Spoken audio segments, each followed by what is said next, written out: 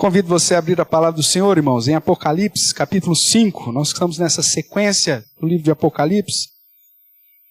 Semana passada iniciamos a segunda sessão, o segundo paralelo do livro, capítulo 4, que trata da visão do trono de Deus, que inclusive parte desse último cântico que entoamos agora, refere-se ao texto do capítulo 4, se você se lembra, se você esteve conosco aqui domingo passado.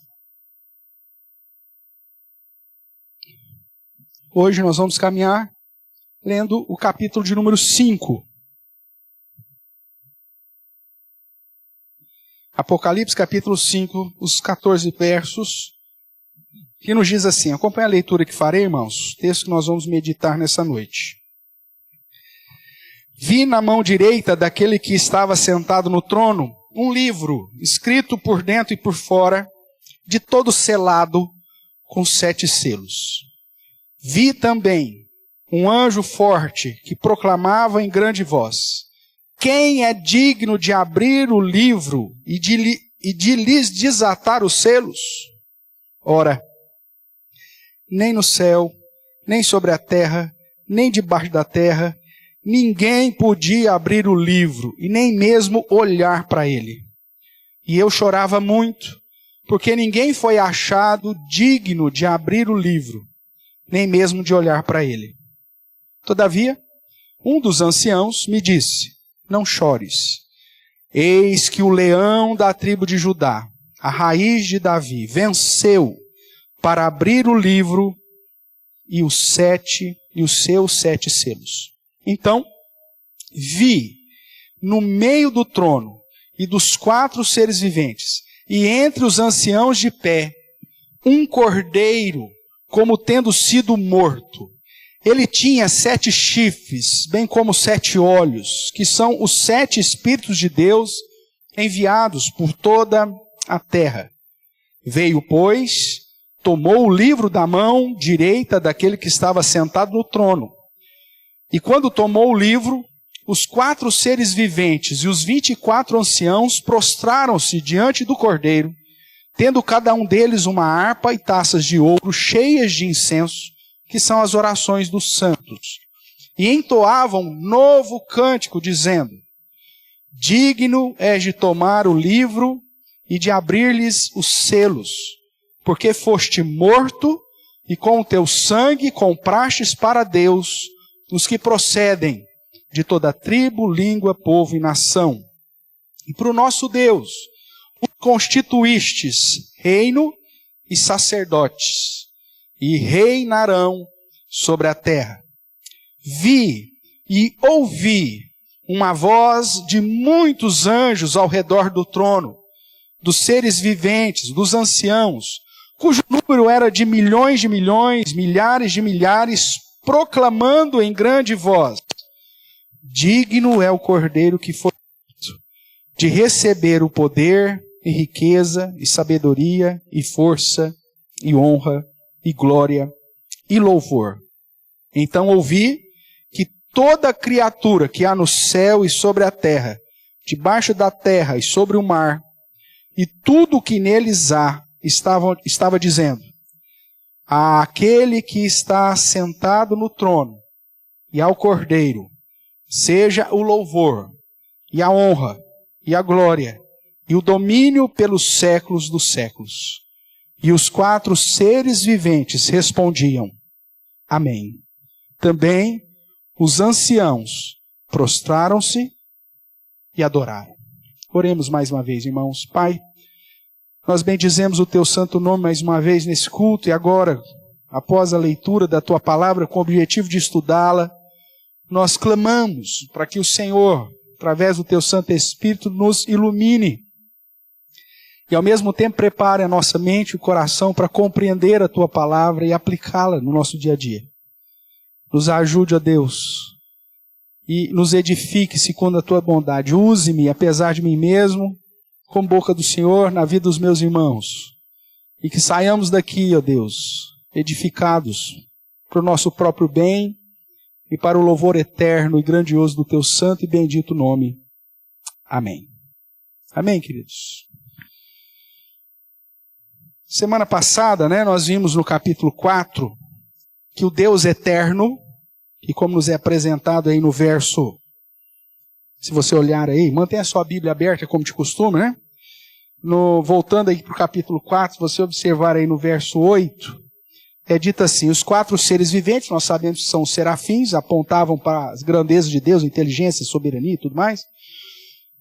Tendo cada um deles, respectivamente, 6 asas, estão cheios de olhos ao redor e por dentro, e não tem descanso, nem de dia nem de noite, proclamando aquilo que nós cantamos agora há pouco.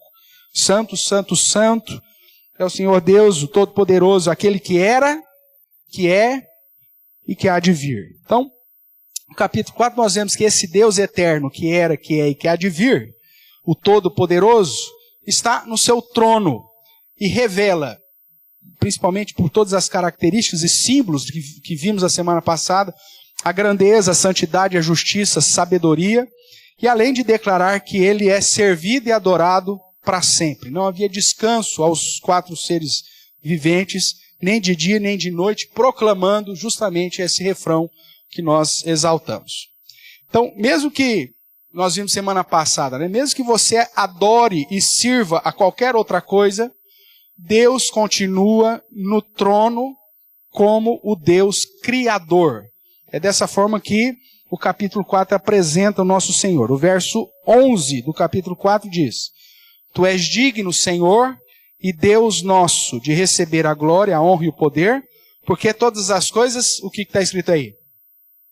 Tu criaste, sim, por tua causa, ou por causa da tua vontade, vieram a existir e foram criadas. Então o capítulo 4 exalta Deus como supremo soberano criador. E nessa sequência, agora nós vamos ver que no capítulo 5, ele foca agora a figura do Cordeiro, apontando para o exercício dele também como eterno supremo, o próprio Deus, porém como redentor. Então, uma questão aqui é apresentada, que como se relacionar, portanto, com esse Deus supremo, se não há um justo sequer. O capítulo 4 mostra que esse Deus é santo, grande, majestoso, poderoso. Os anjos o adoram sem descanso, reconhecendo que ele é santo, santo, santo, poderoso, e ele é digno de toda adoração, ele é digno de receber toda a glória, a honra, o poder, porque ele fez todas as coisas. É um Deus que está num trono elevado, supremo, acima, um Deus, portanto, inatingível por aqueles que vivem na prática de pecados, ou simplesmente limitados como nós humanos. A questão que surge ao ler, portanto, o capítulo 4 é como que esse Deus, que já é servido por 4 seres viventes, que representam toda a sua grandeza, toda a sua inteligência, o seu poder, que tem lá um trono onde, nós vimos aqui no capítulo 5, reforçando isso, milhões de milhões, milhares de milhares de seres celestes ou angelicais o adoram. Como que nós podemos nos relacionar com esse Deus supremo? Se você observar lá em Romanos, capítulo 3, do verso 9 até o verso 23, Paulo vai usar textos do Antigo Testamento para chegar na seguinte conclusão: não há um justo sequer, não há quem busque a Deus, não há quem atinja Deus, não tem como você alcançar o trono de Deus, todos nós que somos pecadores. Por mais que há uma tentativa no senso comum de mostrar, mas eu sou bonzinho, eu não sou uma pessoa tão má assim, existem pessoas piores. O padrão não é comparar você com as pessoas piores, o padrão é comparar você com a santidade desse Deus. É inatingível, não tem como. Não há dignidade em você para se achegar ao trono de Deus. E a ideia é nem mesmo olhar para Ele.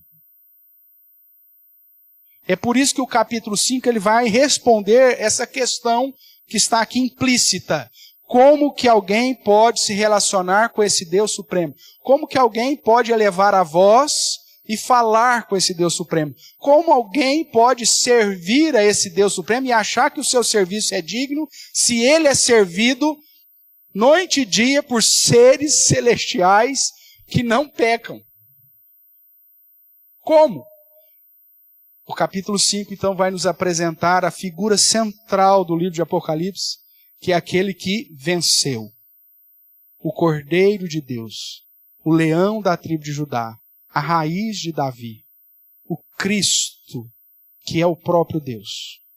Nessa sequência, então, irmãos, o cenário que João apresenta no início do capítulo 5 é desolador para aquele que tem um entendimento do que está lendo.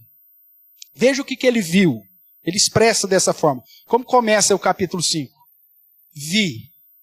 Ok? Então vejamos o que ele viu. Primeiro, ele viu um símbolo, que era um livro selado na mão direita de Deus. Esse livro, ele refere-se a todos os propósitos, vontades, decretos de Deus para toda a existência. Ele está selado. Ou seja, ninguém tinha como abrir, ninguém tinha autoridade para isso. O homem, a ideia é, o homem, através dos seus representantes, quando pecaram, separaram-se de Deus, morreram espiritualmente, e agora o destino desse homem, consequentemente o seu destino e o meu destino, está num livro, escrito por dentro e por fora, selado. É isso que João viu. O que mais? Além de ter visto esse livro, escrito por dentro e por fora, de todo selado com 7 selos, o verso 2 diz, vi, o que ele viu? Um anjo forte, proclamando em grande voz, quem é digno de abrir o livro e de lhe desatar os selos? Então João vê esse cenário desolador, onde nós temos o nosso destino escrito num livro que está selado com 7 selos. E onde um anjo forte, não é qualquer um que pode chegar lá e tomar esse livro, tem um anjo ali guardando forte, inquiridor, dizendo, quem é digno? Quem tem condição de chegar aqui e abrir esse livro e resolver o nosso problema da separação com esse Deus santo, santo, santo, todo-poderoso que o capítulo 4 apresentou? Quem? Quem pode elevar os seus olhos a Deus e falar, Deus, por que o Senhor fez isso comigo? Quem pode desandar a boca questionando aquele que, por sua vontade, resolveu criar todas as coisas e por sua vontade tudo se fez? Quem você pensa que pode olhar para a sua vida miserável e achar que ela não é o sonho que você acha que ele deveria ser e dizer, por quê? Quem é digno de se apresentar? Quem é digno de sugerir alguma coisa? Quem é digno de olhar para esse livro? Foi isso que João viu. A nossa realidade de um modo desolador. Não tem consolo, não tem nenhum tipo de esperança aos olhos humanos. Foi isso que ele viu. E porque ele viu isso, a sequência natural do texto diz que ele ficou como? Desolado. Chorava? Chorava muito. João entendeu aquilo que muitas vezes nós não compreendemos quando lemos o capítulo 4. Mas além disso, ele não viu algumas coisas. Nós vimos que a ênfase no verso 1 e 2 é o que ele viu. Na sequência, ele não viu. E esse é o problema. Veja o que ele não viu. Verso 3. Ora, nem no céu, nem sobre a terra, nem debaixo da terra, ninguém podia abrir o livro, nem mesmo olhar para ele. A primeira coisa que ele não viu é que ele não viu ninguém digno para abrir o livro. E não apenas alguém digno para abrir o livro, mas ele não viu ninguém digno para olhar para o livro.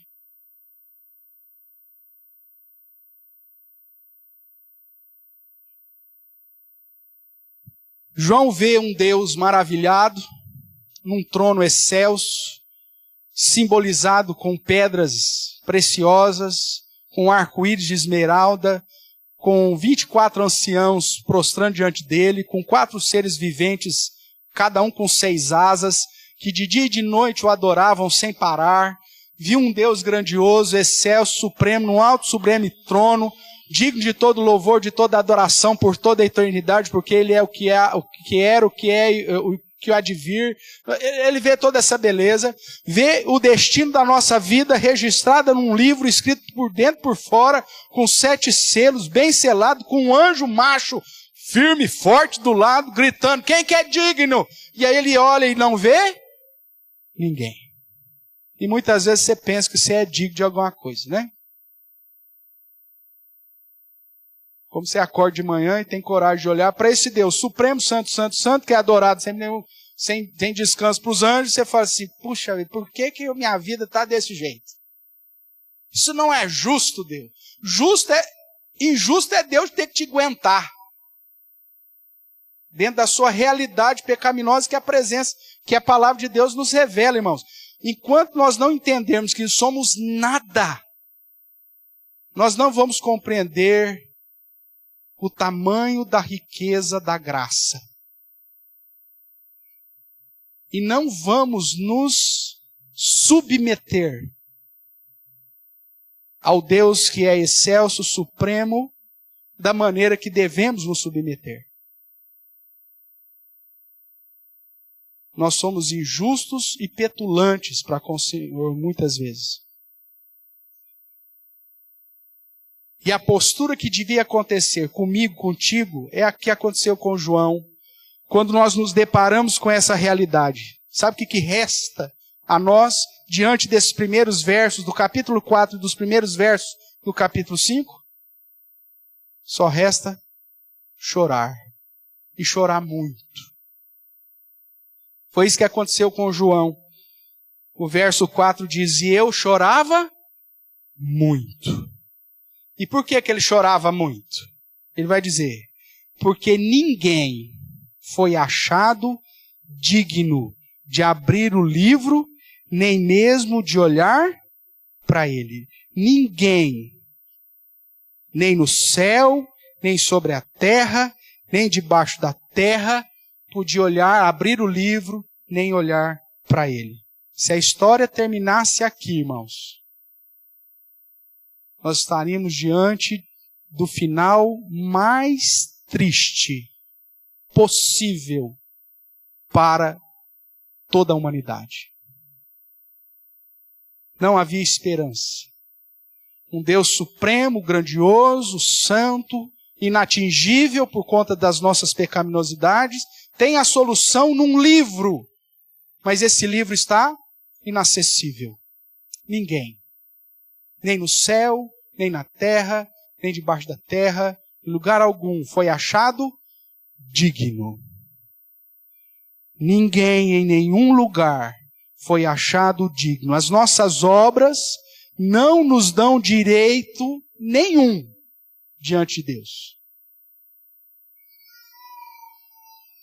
Nada do que você fez na vida até hoje tem algum valor para te colocar na presença de Deus como alguém digno. E esse é o grande problema da humanidade. Nós pensamos que somos a última bolacha do pacote. Nós não conseguimos olhar para nós e ver a nossa pecaminosidade. E pensamos que temos direitos. É a geração do direito distorcido que eu chamo. Nós só nos apresentamos a Deus com direitos. Senhor, o Senhor tem que fazer isso para mim, o Senhor tem que abençoar aquilo, o Senhor tem que fazer aquilo outro, o Senhor tem que fazer aquilo, como se pudéssemos, de fato, nos apresentar a Deus. O texto sagrado diz, você não pode, porque ninguém foi achado digno. Se você olhar depois lá em Romanos 3, que eu citei, né? Não há um justo sequer, não há quem faça o bem, não há quem busque a Deus. Pois mesmo aqueles que buscam a Deus no seu coração fazem com segundas intenções, irmãos. Não fazem porque Deus é Deus, fazem porque quer receber algum benefício desse Deus. Ai, não fala isso não que Deus castiga. Ah, então tá. Então para Deus não castigar, então eu vou na igreja domingo, quem sabe eu vou dar uma acalmada nos ânimos do Santíssimo. A nossa relação é essa. Nós não consagramos a nossa vida a Deus pelo real entendimento de quem Ele é e daquilo que Ele fez. Nós sempre queremos algo. E isso nos caracteriza como mais indignos ainda. Ninguém faz o bem pelo bem. É isso que a Bíblia está dizendo. Nem o escoteiro, porque quando o escoteiro faz, ele quer levar a medalhinha no final do ano.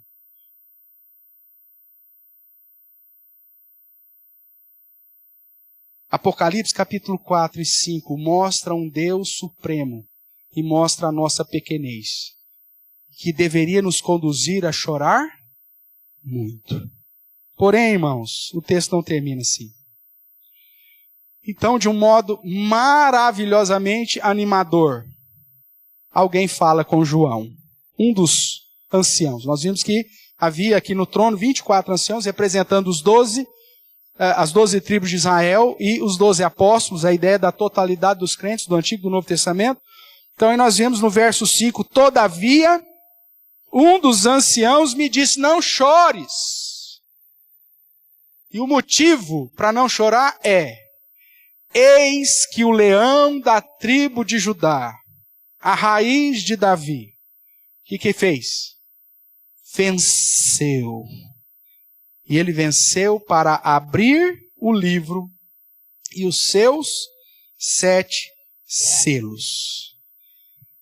Nós somos relembrados aqui da obra de um redentor. Não havia ninguém digno, nem no céu, nem na terra, nem debaixo da terra. Por isso Cristo é o próprio Deus que está acima de todas as coisas. Por isso que ele não foi contado entre aqueles que estão no céu, nem na terra, nem debaixo da terra.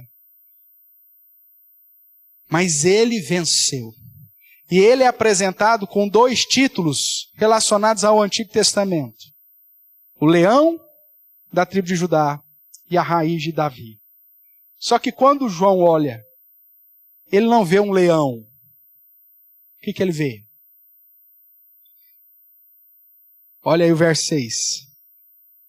Então vi, no meio do trono, no meio dos 4 seres viventes, e entre os anciãos, de que forma? Prostrado? Não, de pé. Um cordeiro, como tendo sido morto. Quem é? E o que ele fez? Essa é a grande questão que fica. O ancião então diz, ele é o leão da tribo de Judá. Uma expressão que aponta para as tribos de Israel, em especial para a tribo de Judá, que na bênção de Jacó para os seus filhos é colocado como aquele que deveria governar sobre todos os demais, porque os 2 filhos mais velhos haviam pecado e por isso a bênção deles foi passada, a bênção da primogenitura ou da primazia foi passada para Judá, o terceiro. Portanto, o leão da tribo de Judá é justamente aquele que haveria de reinar sobre todo o povo de Deus. Esse título aponta para o Messias, para Cristo. Um outro título que é apresentado é a raiz de Davi. Davi é da tribo de Judá e por isso foi elevado ao trono de Israel como rei de Israel, vindo da tribo de Judá. E a promessa é que o descendente de Davi restabeleceria o trono caído de Davi. Então a raiz de Davi aponta para o descendente de Davi. Por isso Cristo teve que ser filho de José e Maria, ambos da tribo de Judá. A encarnação de Deus tinha que ser dentro desse grupo, para cumprir a profecia de que ele é o leão da tribo de Judá, nascido da tribo de Judá, e ele era descendente direto da realeza, da raiz do rei Davi. O resultado desse leão da tribo de Judá, a raiz de Davi, é que ele venceu. Ele recebeu agora aquilo que ninguém era digno, ninguém tinha autoridade. O fato dele ter vencido o classifica como aquele que agora é digno. Tem autoridade de abrir o livro e de abrir os seus 7 selos. João, que antes estava desesperado, chorando muito, pela visão que estava vendo, agora vê algo revelador. Simbolizado na figura de um cordeiro, como tendo sido morto, mas que estava de pé. O verso 6, se você observar aí, mais uma vez ele enfatiza a ideia daquilo que ele viu. Então vi, no meio do trono, dos 4 seres viventes, e entre os anciãos de pé um cordeiro como tendo sido morto. Veja, a sua visão, irmãos, é maravilhosa. A solução para nos reconciliar com Deus estava diante dos olhos dele. Aquele que poderia abrir o livro, desatar os selos e colocar em prática tudo que estava escrito para a nossa redenção, de fato venceu. E agora, estava ali, diante dos seus olhos, no meio do trono, diante dos anciãos, diante dos seres viventes, de pé, como alguém que era digno de receber o livro e desatar os selos. É dessa forma que nós vemos então o autor falando da autoridade desse cordeiro, da autoridade do Redentor, da autoridade do cordeiro que venceu. E é sobre esse tema que eu quero chamar a sua atenção, aproveitando dos símbolos aqui para entendermos por que somente em Cristo você tem livre acesso a Deus, e porque somente através do cordeiro que venceu, os nossos dias, a nossa história foi mudada e nós fomos de fato reconciliados com aquele Deus santo, supremo, que estava sentado no alto e sublime trono e que ninguém tinha acesso a ele. A primeira questão que eu quero chamar a sua atenção, que é a autoridade do Redentor, como o presbítero Abner até mencionou no texto paralelo que fizemos, está afirmado, irmãos, naquilo que ele é, na sua essência, sua natureza. O cordeiro que venceu porque em essência ele é o único que poderia de fato vencer. Quando nós olhamos para expressões como o leão da tribo de Judá, raiz de Davi, indicam o cumprimento da promessa do Messias. Ele é da tribo escolhida e da descendência real. É a essência dele. Além disso, o símbolo apresentado, nós vemos que esse cordeiro, mesmo que como tendo sido morto, que aponta já para a sua ressurreição, ele não está prostrado diante do trono, mas ele está de pé. E ele está de pé diante do trono para te provar a respeito da igualdade entre ele e aquele que está assentado no trono. Você se lembra que no capítulo 4, diante daquele que está sentado no trono, que era, é e há de vir, os 24 anciãos e todos os seres viventes se prostravam diante deles. Se você observar aí, isso vai estar escrito aí, inclusive, no capítulo 4, mostrando, no verso 10, os 24 anciãos prostrar-se-ão diante daquele que se encontra sentado no trono, adorarão o que vive pelos séculos dos séculos e depositarão as suas coroas diante do trono. Então todo mundo se prostrava diante de Deus. Mas agora você tem a figura de um cordeiro, que mesmo com a aparência daquele que tenha sido morto, ele está de pé. Igualdade de poder, de autoridade. Outra coisa que é importante dizer nesse símbolo é que o cordeiro é apresentado como um cordeiro como tendo sido morto. Aponta de um modo claro para a obra que Jesus Cristo realizou na cruz do Calvário. Aponta para a obra de Jesus Cristo na cruz, a vitória que ele obteve na cruz, morrendo, mas ressuscitando. Ele parece um cordeiro como tendo sido morto, mas não está morto mais. Inclusive está ali de pé. Mostra a vitória dele sobre a cruz e sobre a morte. Outro detalhe, no verso 6, observe aí comigo. Então ele viu de pé um cordeiro como tendo sido morto. E esse cordeiro tinha o quê? 7 chifres, 7 olhos, que são os 7 Espíritos de Deus enviados por toda a terra. Mais uma vez o símbolo que aponta para a autoridade. Chifres, dentro do contexto desde o Antigo Testamento, é símbolo de poder. Quando nós estudamos isso em Apocalipse, você vê que os chifres é símbolo de poder. Isso ressoa, né? Até nos tempos modernos, que quando alguém quer mostrar uma coisa de poder, ele faz lá um alto lá, né?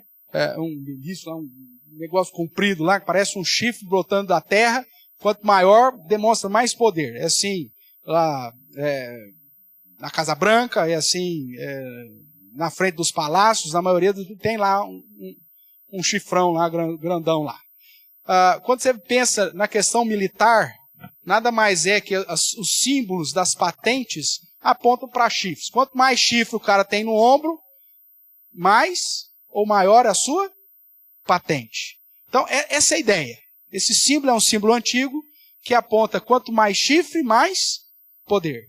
Então, quando ele se fala que ele tinha 7 chifres, e a palavra, o número 7, no contexto bíblico, aponta para perfeição ou totalidade, o que simplesmente ele quer dizer é que não havia um cordeiro de chifre, mesmo porque cordeiro tem chifre? Não, cordeiro não tem chifre.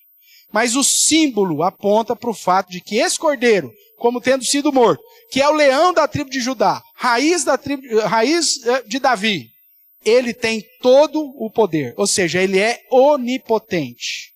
7 chifres, todo o poder. 7 olhos, todo o conhecimento. Ele vê tudo, sabe de tudo.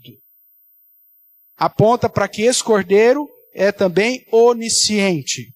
E quando diz que ele tem os 7 espíritos enviados por toda a terra, ou seja, está presente em todos os lugares, ele tem toda a presença, ou esse cordeiro, ele é onipresente. Onipotente, onisciente, onipresente. Atributos exclusivos de Deus. O que o símbolo está nos dizendo é que Jesus Cristo, que é o Cordeiro de Deus que tira o pecado do mundo, como João disse. Jesus Cristo, que é o Deus encarnado, o Cordeiro que, como tendo sido morto, venceu, é o próprio Deus. A autoridade dele está na sua essência, na sua natureza, naquilo fundamentado, naquilo que ele é. Sabe por que você pode ter acesso ao trono de Deus? Porque o teu Redentor, ele é o próprio Deus. Hebreus vai nos dizer que ele, pelo seu sangue, abriu um novo e vivo caminho que nos permite, com ousadia, entrarmos diante do trono do Senhor. E nos congregar diante do trono do Senhor. Não pelos seus méritos, não porque você é bonzinho, ou porque você é digno. Você não tem dignidade nenhuma, espiritualmente falando. Mas por conta da dignidade do teu Redentor, que venceu. Porque ele é onipotente, onisciente e onipresente. Então a autoridade de Cristo, que me reconcilia com Deus, está fundamentada na sua essência, naquilo que ele é. A segunda coisa que eu quero chamar a sua atenção é que a autoridade do Cordeiro que venceu, ou do Redentor, não está fundamentada somente naquilo que ele é, mas está amparada naquilo que ele fez. O Cordeiro, como tendo sido morto, indica, obviamente, para o seu sacrifício, para o seu pagamento. Nós temos vários textos na Bíblia falando do Cordeiro Pascal, ou falando da sua obra, como aquele que haveria de redimir os seus, pagar pelos pecados dos seus, aquele que, mesmo sendo o próprio Deus, não usou com usurpação ser igual a Deus, se humilhou, para que de modo obediente e humilde, pagasse na cruz o nosso resgate, cancelando o escrito de dívida. Infelizmente eu não tenho tempo aqui de ler esses versos contigo, incentivo você a fazê-lo, mas a ideia é que todos esses versos que eu citei aqui amparam o feito do Cordeiro, do Cristo, do nosso Redentor. A questão de Paulo em Romanos encontra justamente justificação em Cristo. Se você vai olhar lá para Romanos capítulo 3, eu pedi para você ler a partir do verso 9, você vai ver que então a ideia é, não existe um justo sequer. Todos pecaram, carecem da glória de Deus, não tem ninguém que é digno. E a partir do verso 24 ele vai dizer, porém, nós somos justificados por meio de Cristo Jesus, na propiciação que ele fez pelo seu sangue, pelo pagamento que ele fez pelo seu sangue, nos reconciliando. Portanto, ele vai concluir no verso 28, que o homem ele é justificado pela fé na obra que Cristo fez. E depois ainda em Romanos capítulo 5, verso 8, que é o versículo mais lindo que eu acho de Romanos, que quando ele diz, porque Deus prova o seu amor para conosco, falando da prova do amor de Deus para contigo, porque Deus prova o seu amor para conosco pelo fato de ter Cristo morrido por nós, quando ainda éramos pecadores, quando ainda éramos indignos, quando não podíamos olhar para Deus quando não podíamos olhar para o livro, nem mesmo abrir. Quando ainda éramos indignos, o Redentor, fundamentado na autoridade daquilo que Ele é, e amparado na lei que Ele cumpriu em nosso lugar, ou seja, naquilo que Ele fez, Ele me conduz à presença de Deus. Ele veio, pois, e tomou o livro. Ele adquiriu autoridade redentiva na terra e no céu. Por isso Mateus 28 vai dizer, toda autoridade me foi dada.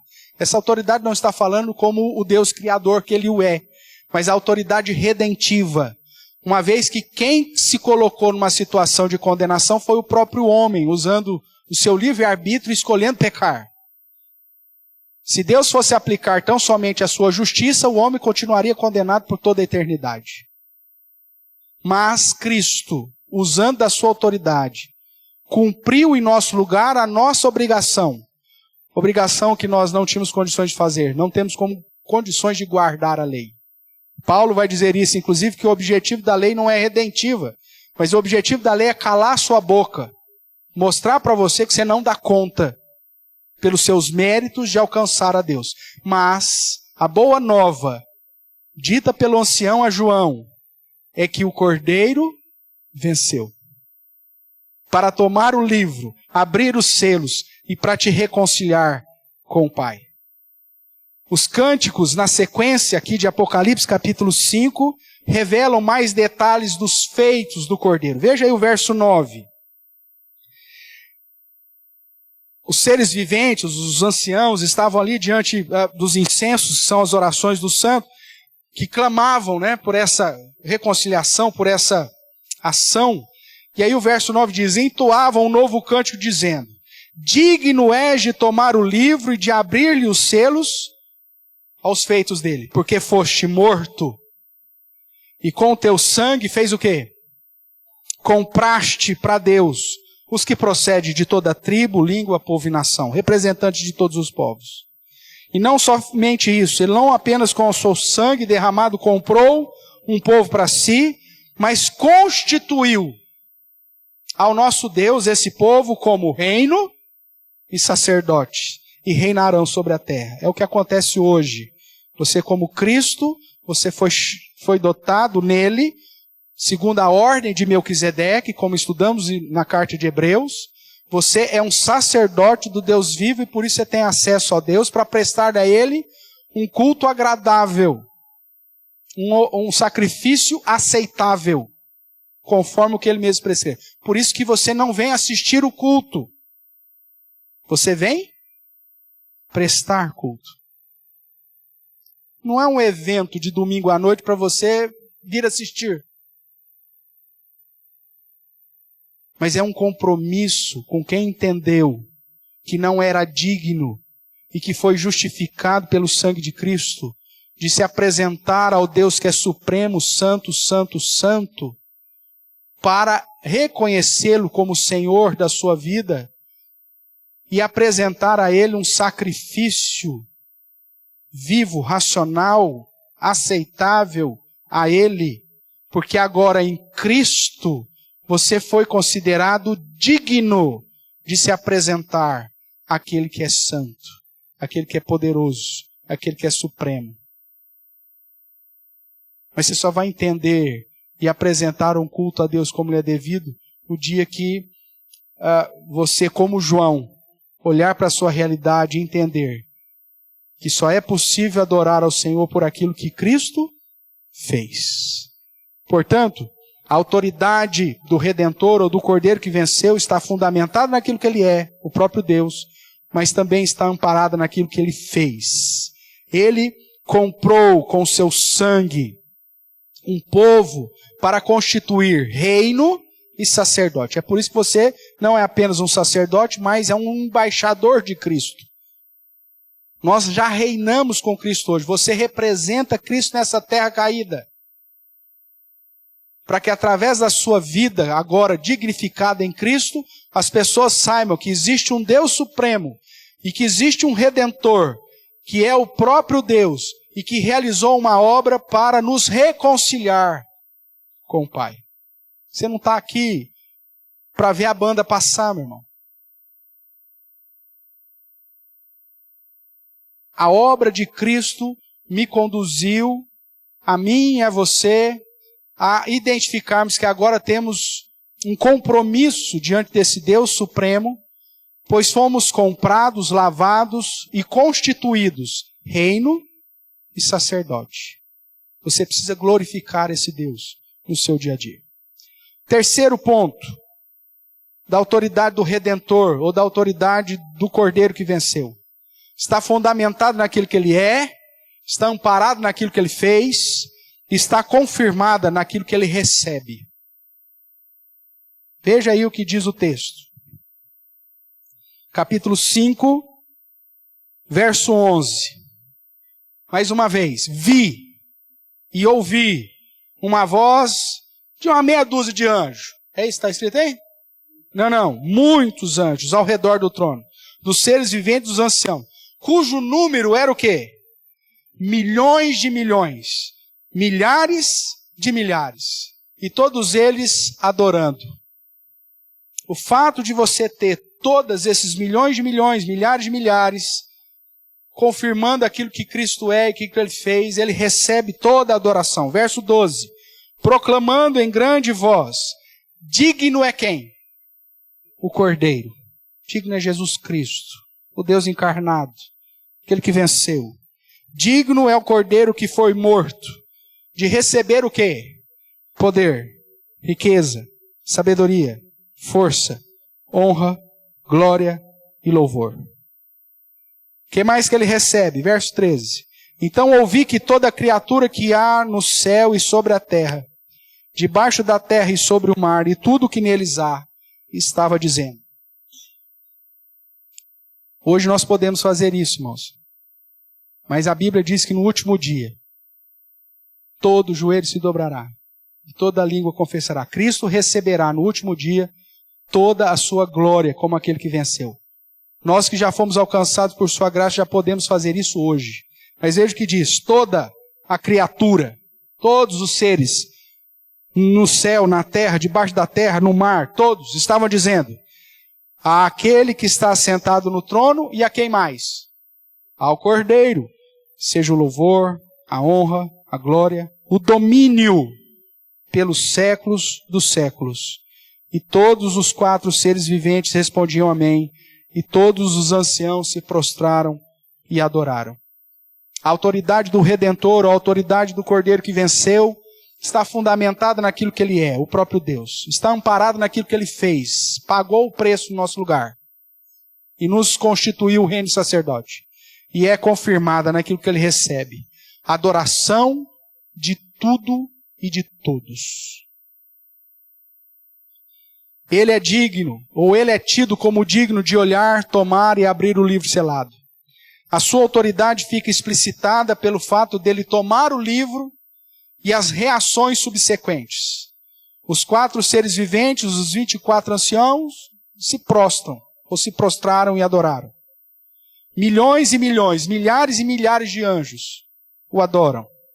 E toda criatura o adoram e adorarão. Pois ele é digno de todo louvor.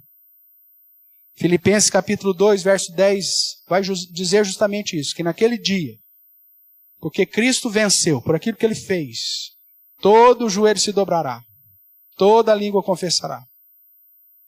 Não importa onde seja, no céu, na terra ou debaixo da terra, reconhecendo que ele é quem de fato é. A autoridade do Redentor está fundamentada naquilo que ele é, amparado naquilo que ele fez e confirmada no fato de que todos um dia hão de adorá-lo. Todos vão servir e adorar o Cordeiro que venceu. Pois ele tem toda a autoridade. E não só para um momento específico, mas para sempre. Por isso é dito que ele é digno de receber todo o louvor, a honra, o domínio, a glória e o domínio, que aqui é sinônimo de autoridade, pelos séculos dos séculos.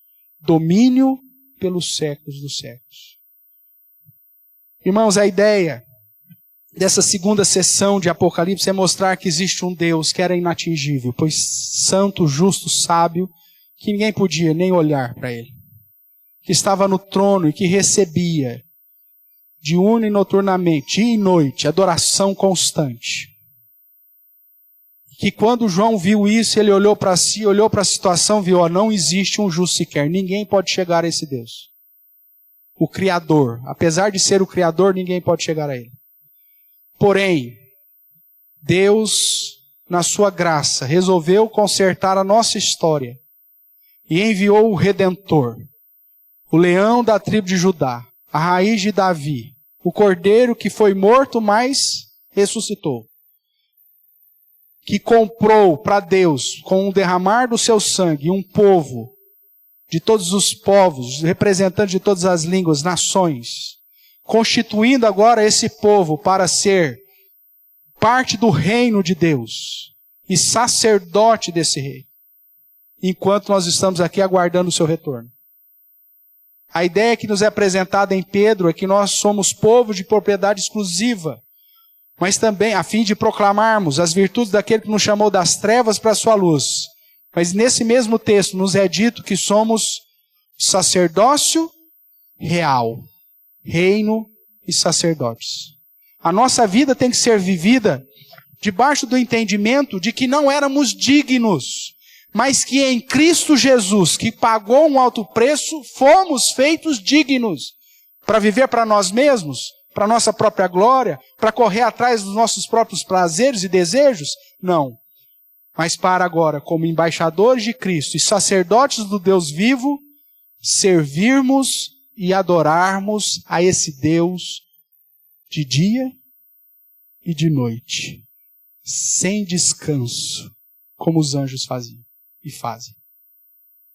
Concluindo, Jesus Cristo, o Cordeiro de Deus que foi morto e venceu, o leão da tribo de Judá, a raiz de Davi, realizou a sua obra de redenção, que foi determinada, realizada e aplicada por Deus sobre os seus, de um modo objetivo, vicário, no nosso lugar, definitivo. Não há mais choro, mas agora sim há adoração, há regozijo, pois digno és de tomar o livro e de lhe abrires o selo, porque foste morto, e com teu sangue comprastes para Deus os que procedem de toda tribo, língua, povo e nação. Digno é o Cordeiro que foi morto de receber o poder e riqueza, sabedoria e força e honra e glória e louvor pelos séculos dos séculos. Deus se reconciliou conosco através do seu Filho, Jesus Cristo, o próprio Deus, o Deus encarnado, que veio para nos resgatar. Não há mais choro. Jesus, o Cordeiro de Deus, venceu. Todo aquele que nele crê, recebeu o poder de serem feitos filhos de Deus, por vontade de Deus, e não por vontade, ou não por nascimento de sangue, nem por vontade da carne, ou vontade do homem, como diz o Evangelho de João, mas por vontade de Deus. O amor de Deus nos alcançou, quando ainda éramos inimigos, quando ainda éramos indignos, quando ainda éramos pecadores. Cristo morreu por nós e ressuscitou para que nele, e tão somente nele, tenhamos vida eterna. Prostremo-nos e adoremos como os milhões de milhões e milhares de milhares, declarando que aquele que está sentado no trono e ao Cordeiro são dignos da nossa vida. Uma vida de serviço e uma vida de adoração. Se você entender isso, irmãos, se você entender a relação do capítulo 4 com o capítulo 5 de Apocalipse e a obra que Cristo realizou por nós, não existe outra coisa a fazer senão se prostrar diante do Cordeiro que venceu e consagrar a sua existência para servi-lo por toda a sua vida e por toda a eternidade, adorando como aquele que é digno de receber toda honra, glória, louvor e poder. Você foi alcançado pela graça de Deus para viver para a honra e glória dele. Só é possível fazer isso quando você entende que antes você não era digno de nada, mas que na autoridade do Redentor, Cordeiro que venceu, você agora pode ter uma vida em Cristo, para reinar com Ele, desde agora, e para ser um sacerdote dele, agora, proclamando as virtudes daquele que te chamou das trevas para a sua maravilhosa luz, ou como Paulo diz, para o reino do Filho, fazendo de você alguém digno, mesmo ainda lutando com os nossos próprios pecados. Prostremo-nos e adoremos àquele que está assentado no trono e ao Cordeiro que venceu. E que Deus assim nos abençoe. Amém?